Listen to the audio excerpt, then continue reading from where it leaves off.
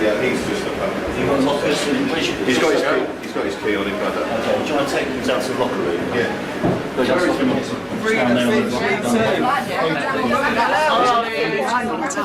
Hello, ladies. Modern slavery in the UK is rising due to increased exploitation by criminal gangs, gaps in victim support, and vulnerable economic conditions, with over 2,800 reports in London in 2025 alone.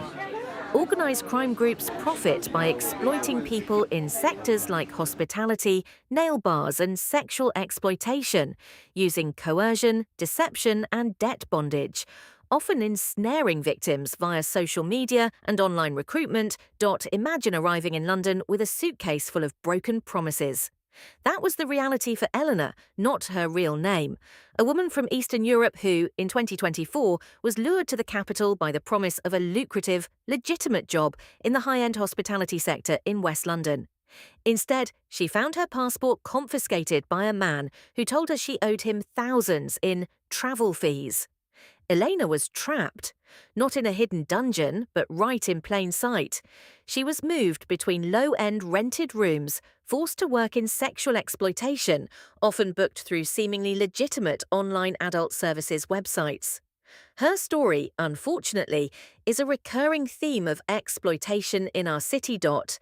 Think of the case of a young Vietnamese woman, part of a broader operation targeted by NCA investigations, who found herself forced into prostitution in a residential apartment block in Westminster, a stone's throw from tourist hotspots. The fear of traffickers is a constant threat, and for someone like Elena, that fear is reinforced by threats of violence against her family back home.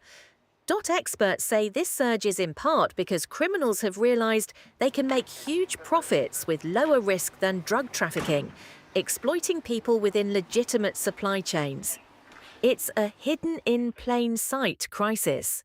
When we see a suspiciously cheap car wash, or hear about a fast turnover nail bar, or a hotel housekeeping staff that constantly changes, it could be a sign.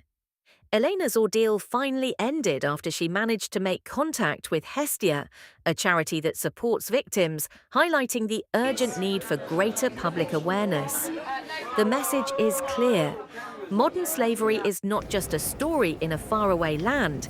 It's a devastating reality happening in our streets and, unfortunately, the number of victims is growing.